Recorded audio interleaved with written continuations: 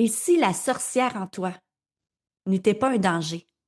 Et si la magicienne en toi était une héritière du sacré que tu as oublié? Bienvenue à ce nouvel épisode. Bienvenue au podcast de la magie du pouvoir mental. Nous sommes Maude et Marjorie, deux magiciennes et créatrices du système de la magie du pouvoir mental. Nous avons créé ce podcast pour faire connaître au plus grand nombre le grand pouvoir que nous avons tous sur notre mental, pour mettre plus de magie dans nos vies et créer notre vie rêvée. Oui, c'est possible pour tous. Attends-toi à ce que la magie se manifeste dans ta vie. Hey Maud, je me suis rendu compte de quelque chose dernièrement avec nos clients. Tu sais, on aide des centaines et des centaines de personnes. Puis souvent, c'est tous des gens, ben tout le monde en fait, à la base, ont des dons, mais se sont tellement fait peur avec leurs dons dans le passé que c'est comme si ça s'était fermé. Puis là, c'est dur pour eux de les retrouver, ces dons-là, ou même de les ouvrir parce que ils ont eu peur ou ils se sont sentis jugés quand ils étaient jeunes. Puis là, ben, c'est comme si ça a fermé quelque chose à l'intérieur d'eux, puis qu'ils ne retrouvent pas la clé avant de nous rencontrer.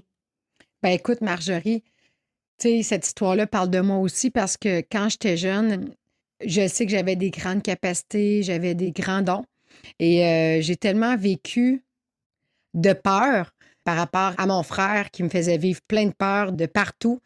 Puis je me rappelle même, tu sais, à un moment donné où est-ce que j'étais jeune, puis on jouait au Ouija, puis il y a tellement de choses qui se passaient autour de nous. Puis j'ai tellement eu peur que j'ai décidé de ne plus jamais voir, de tout bloquer, de tout couper. Parce que j'avais, puis même, je me rappelle, là, j'étais en contact avec mes guides à ce moment-là, quand j'étais jeune. Là. J'ai vraiment des visions. Et là, je regarde aujourd'hui où je demandais, il y a quelques années, de recommencer à connecter avec mes guides et tout ça. Puis, je n'étais plus capable. Puis, autant quand j'étais jeune, c'était comme facile. C'était un don inné en moi. Puis, en vieillissant, ben j'ai tellement mis des chemins parce que c'est des croyances. C'est des chemins neurologiques. Donc, si je crois en quelque chose, c'est quand tu es jeune, il n'y a pas rien qui fait que tu ne crois pas. Donc, tu vas voir, tu es encore connecté à la 5e dimension.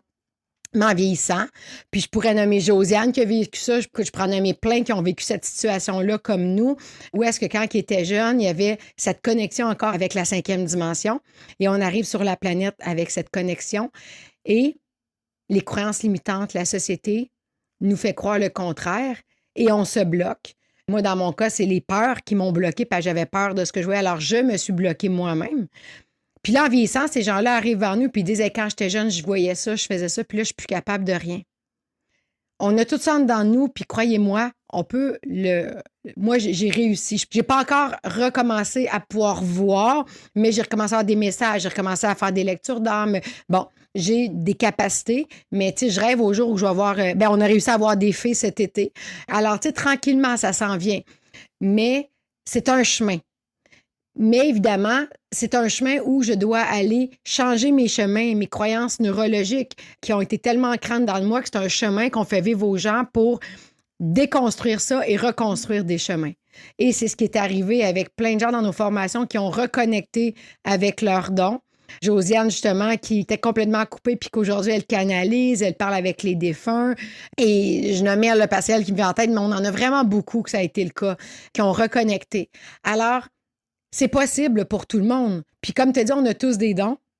C'est juste de se libérer de ces croyances limitantes. Parce que si moindrement tu as un doute à l'intérieur de toi que tu n'y arriveras pas ou que ça n'existe pas, bien déjà, tu viens d'enlever les chances de pouvoir te connecter à tes dons puis à cette 5e dimension. Puis là, je vais faire l'avocate de la lumière, Maude, mais là, tu sais, il y a des gens qui disent ouais, c'est bien beau, mais regarde, quand j'étais jeune, puis je pense que tous les jeunes ont déjà fait ça, jouer à Ouija ou jouer à des jeux qui se sont fait peur ou dire ben j'ai fait ça, puis là, finalement, ça m'a amené des entités, des parasites. On a une cliente, je me rappelle, qui est médium, puis quand elle était petite, elle a prédit la mort de sa voisine. Après ça, elle s'est fait super peur. Elle voulait plus voir parce que elle pensait que parce qu'elle l'avait vue, c'était elle qui l'avait provoqué. Donc, des fois, on a peur aussi de ce qu'on va ramasser, tu sais, ou de ce qu'on va créer en utilisant nos dons. Ça, c'est important parce que il y a plein de gens qui s'empêchent. Ils ont peur de leur don énergétique. Ils ont peur de créer quelque chose de négatif à l'intérieur d'eux ou de lancer des sorts à des gens. Mais tout ça, ça part de l'intention. Dans quelle intention je fais les choses? Est-ce que je le fais pour mon plus grand bien ou le plus grand bien de tous ou pas? Puis ce qui est important, c'est que nous, dans nos formations, on enseigne comment se protéger. On enseigne comment rester dans une intention pure, énorme. Parce que c'est clair que des fois, moi puis Maude, Lorraine, on fait des soins énergétiques à des gens, puis on se rend compte qu'il y a des sorts ou du vaudou, des choses comme ça, un peu qui ont dans leurs énergies. Mais c'est pas eux qui l'ont fait, c'est d'autres personnes qui ont un peu souhaité du mal à la personne, à notre client, sans le vouloir ou des fois avec l'intention, mais tout ça, ça part toujours dans quel objectif je fais les choses. Puis si je suis dans une intention pure et noble, il n'y a aucun danger. Mais c'est sûr, si je fais ça avec un petit verre de vin pour m'amuser, c'est d'autres choses, là. Tout à fait. Ça me ramène à une autre histoire là, par rapport à mon fils. Quand il était jeune, il avait 3 ans. Puis, tu sais, quand je dis que tous les enfants sont connectés, il disait, Maman, je peux-tu aller jouer avec mes anges? Puis, il allait jouer avec ses anges. J'ai dit, je peux-tu aller prendre mon bain de mes anges? Puis, moi, je les voyais plus parce qu'à ce moment-là, bon, je m'étais justement fermée. Puis, je lui demandais, comment ils sont? Explique-moi-les, tu sais, décris-moi-les. Puis, il me décrivait, mais c'était lui vraiment. Il y en avait 2, 3 avec lui, puis c'était ses amis. Il jouait avec eux autres. Et c'est toujours resté comme ça. Puis là, en vieillissant, à un moment donné, il s'est amusé à jouer avec l'énergie. Il s'amusait à faire venir des énergies. Tout ça, mais on s'entend qu'il avait à peu près 15 ans, là. Et là, ce que ça a fait, c'est qu'à un moment donné, il s'est mis à avoir vraiment peur parce qu'il dit, Maman, il y a plein de monde dans ma chambre. Mais c'est lui qui avait fait venir tout ce monde-là. Ma mère, je vais toujours me souvenir, est arrivée dans la chambre à Lucas, puis elle a dit, Lucas, t'as fait venir plein de monde parce que le monde invisible existe, là. Puis oui, c'est un monde avec lequel il faut faire attention, il faut être protégé. Mais un petit enfant de 15 ans, là, tu sais, moi, je pensais pas qu'il jouerait dans ce monde-là. Donc, ma mère a fait un gros nettoyage de la chambre et là, on enseignait à mon fils qu'on enseigne dans notre formation. Oui, tu peux parler avec le monde de l'invisible et tout, mais il y a une façon de faire. Allumer une bougie blanche et un rituel à faire pour attirer juste des belles énergies. Parce qu'on ne veut pas attirer des énergies négatives. Donc, il y a un rituel à faire, un rituel de protection à faire. Puis, les gens qui font justement comme Marjorie, il y a un enracinement, il y a un nettoyage régulier à faire. Donc, c'est tout ça, c'est un processus qu'on enseigne dans nos formations. Donc, c'est pas n'importe qui peut s'amuser à faire ça. J'en reviens avec mon fils. Heureusement, ma mère, elle l'a aidé, puis elle a arrêté ça, parce que ça aurait pu aller loin, là.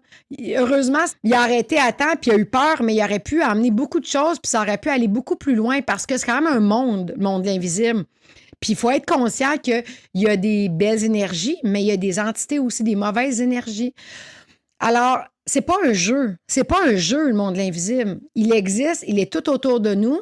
On n'a pas à en avoir peur, parce que c'est nous qui choisissons justement, tu sais, comme nous, chaque fois qu'on fait des canalisations, des constellations et tout ça, oui, on travaille avec ce monde-là autour de nous, mais c'est un travail avec des êtres de lumière, toujours, toujours, parce qu'il y a un rituel à faire très important.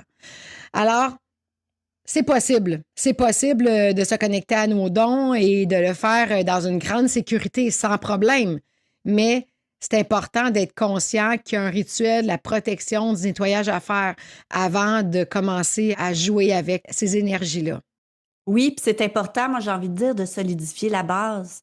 Parce que c'est sûr, si tu veux travailler avec tes dons, tu veux faire des soins, tu sais, on rêve tous de, je crois, quand on est dans ce chemin spirituel-là, d'aider l'autre à travers nos capacités. Mais c'est un peu comme ça, c'est le toit de la maison. Mais si tu solidifies pas la base qui est ton solage, puis tu t'aimes pas, puis tu souffres, puis tu doutes constamment de toi, le toit, là, il sera pas très, très solide. Hein? Il risque de chambranler. Puis c'est là que c'est dangereux d'aller vers des fissures énergétiques, puis vers des énergies, des fois, qui vont profiter de notre vulnérabilité pour, pour sucer un peu notre énergie. Et c'est pour ça que c'est important de solidifier toujours, toujours la base. La base n'est jamais trop solide. Moi, j'ai jamais vu un solage être trop solide dans une maison, là. OK? Il faut toujours le renforcer. Parce qu'à travers les années, ben, à un moment donné, je sais pas, moi, il y a des petites souris qui rentrent ou il y a une petite fissure dans le solage qui se fait. Donc, revenez toujours, toujours, gang, à la base. solidifier la base pour ensuite être encore plus solide, pour capter les énergies, traiter, aider et vous faire confiance dans ce que vous donnez. Parce que c'est quand la base n'est pas solide qu'il y a du danger. Mais il y a tellement aucun danger. C'est tellement beau, c'est tellement lumineux, c'est tellement gratifiant d'aider les autres dans l'énergie, de sentir qu'on est à la bonne place, puis en paix dans tout ça, quand la base est solide. Tout à fait. Puis tu sais, combien de personnes dans nos formations qui sont des gens qui font des soins, qui faisaient déjà tout ça, mais qu'ils sentaient souvent qu'ils étaient fatigués et qu'après avoir fait justement, c'est comme si on voulu construire le toit avant de construire la base. Donc, oui, tu peux faire des soins énergétiques, oui, tu peux faire tout ce que tu veux au niveau de l'énergie, mais si ta base n'est pas solide, bien, ça se peut que tu aies de la difficulté à le faire. Donc, la difficulté de beaucoup de gens, autant les médecins, les infirmiers que les gens qui donnent des soins au niveau énergétique, bien, on a beaucoup de thérapeutes dans nos formations, puis leurs soins n'ont plus jamais été les mêmes parce que ce n'est plus leur énergie qu'ils donnent, mais l'énergie de la source. Et ça, c'est très important. Peu importe les soins, quand on veut, tu sais, comme les médecins, les infirmiers qui sont fatigués, qui sont brûlés, je m'excuse l'expression, mais qui sont très fatigués, c'est parce qu'ils donnent beaucoup de leur énergie. Mais il y a moyen de faire tout ce travail-là en allant chercher l'énergie divine, l'énergie de la source, qui fait que ce n'est pas ton énergie à toi que tu donnes aux gens.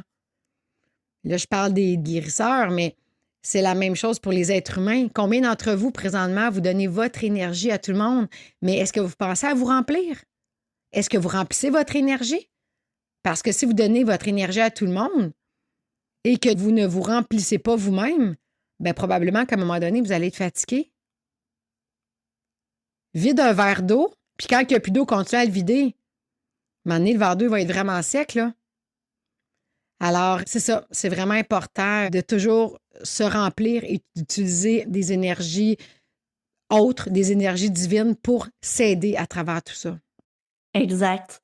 Et d'ailleurs, pour y arriver, on a un merveilleux cadeau. Donc, je t'invite à t'abonner à notre liste courriel. Je t'invite à surveiller tes courriels après Noël parce que justement, ben, si tu veux solidifier ta base, si tu souhaites cesser de douter de toi, puis te ramener à l'amour en toi, la confiance en toi, pour enfin utiliser tes dons, puis les débloquer dans une énergie puis une vibration haute, ben ça va être le moment. Alors surveille ça, il y a des belles surprises qui s'en viennent. Tout à fait. On t'embrasse fort. On te souhaite un merveilleux temps des fêtes. Profites-en bien. Puis justement, le temps des fêtes, c'est un moment où on est avec plein de gens, avec plein de sortes d'énergie. Donc, c'est un excellent moment pour se protéger et pour se nettoyer. Donc, suis-nous pour savoir comment faire tout ce beau travail, ce beau rituel pour justement rester toujours avec ta belle énergie. On t'embrasse fort. Bye. Bye!